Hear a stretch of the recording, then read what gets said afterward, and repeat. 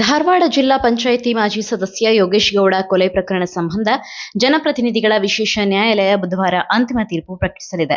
ಪ್ರಕರಣದಲ್ಲಿ ಮಾಜಿ ಸಚಿವ ವಿನಯ್ ಕುಲಕರ್ಣಿ ಸೇರಿ 21 ಮಂದಿ ಆರೋಪಿಗಳ ಭವಿಷ್ಯ ನಿರ್ಧಾರವಾಗಲಿದೆ. ಧಾರವಾಡದ ಜಿಲ್ಲಾ ಪಂಚಾಯತ್ ಮಾಜಿ ಸದಸ್ಯ ಯೋಗೇಶ್ ಗೌಡ ಅವರನ್ನ 2016ರ ಜೂನ್ 15ರಂದು ದುಷ್ಕರ್ಮಿಗಳು ಮಾರಕಾಸ್ತ್ರಗಳಿಂದ ಬರ್ಬರವಾಗಿ ಕೊಚ್ಚಿ ಕೊಲೆಗೈದಿದ್ದರು. ಈ ಸಂಬಂಧ ಧಾರವಾಡದ ಉಪನಗರ ಪೊಲೀಸರು ಪ್ರಕರಣ ದಾಖಲಿಸಿ ತನಿಖೆ ನಡೆಸಿದ್ದರು. ಆಸ್ತಿ ವಿವಾದದ ಹಿನ್ನೆಲೆಯಲ್ಲಿ ಈ ಕೊಲೆ ನಡೆದಿದೆ ಎಂದು 6 ಜನರ ವಿರುದ್ಧ ನ್ಯಾಯಾಲಯಕ್ಕೆ ದೋಷಾರೋಪ ಪಟ್ಟಿ ಸಲ್ಲಿಸಿದ್ದರು.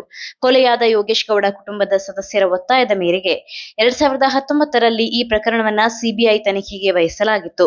ಸಿಬಿಐ ತನಿಖೆಯಲ್ಲಿ ಇದು ರಾಜಕೀಯ ಪ್ರೇರಿತ ಕೊಲೆ ಎಂದು ತಿಳಿದು ಬಂದಿತ್ತು. ಈ ಕೊಲೆಯಲ್ಲಿ ಮಾಜಿ ಸಚಿವ ವಿನಯ್ ಕುಲಕರ್ಣಿ ಕೈವಾಡವಿರುವ ಶಂಕೆ ಹಿನ್ನೆಲೆಯಲ್ಲಿ 2020ರ ನವೆಂಬರ್ 5ರಂದು ಸಿಬಿಐ ಅಧಿಕಾರಿಗಳು ವಿನಯ್ ಕುಲಕರ್ಣಿ ಅವರನ್ನ ಬಂಧಿಸಿದ್ದರು. ಈ ಪ್ರಕರಣದಲ್ಲಿ ವಿನಯ್ ಸೇರಿ ಒಟ್ಟು 21 ಮಂದಿ ಆರೋಪಿಗಳ ವಿರುದ್ಧ ನ್ಯಾಯಾಲಯಕ್ಕೆ ದೋಷಾರೋಪ ಪಟ್ಟಿ ಸಲ್ಲಿಸಿದ್ದರು. ಇತ್ತೀಚೆಗಷ್ಟೇ ವಿನಯ್ ಕುಲಕರ್ಣಿ ಸುಪ್ರೀಂ ಕೋರ್ಟ್ನಿಂದ ಜಾಮೀನು ಪಡೆದು ಬಿಡುಗಡೆಯಾಗಿದ್ದರು. ಸದ್ಯ ಪ್ರಕರಣದ ವಿಚಾರಣೆ ಪೂರ್ಣಗೊಳಿಸಿದ್ದ ನ್ಯಾಯಾಲಯ ಏಪ್ರಿಲ್ 9ರಂದು ತೀರ್ಪು ಪ್ರಕಟಿಸುವುದಾಗಿ ತಿಳಿಸಿತ್ತು. ತಾಂತ್ರಿಕ ಕಾರಣಗಳು ಹಾಗೂ ತೀರ್ಪು ಸಿದ್ಧಪಡಿಸುವ ಪ್ರಕ್ರಿಯೆ ಮುಕ್ತಾಯವಾದ ಹಿನ್ನೆಲೆಯಲ್ಲಿ ಏಪ್ರಿಲ್ 15ಕ್ಕೆ ಮುಂದೂಡಿತ್ತು. ಇದೀಗ ನ್ಯಾಯಾಲಯವು ತೀರ್ಪು ಪ್ರಕಟಿಸಿರುವುದರಿಂದ ಆರೋಪಿಗಳಲ್ಲಿ ಆತಂಕ ಶುರುವಾಗಿದೆ.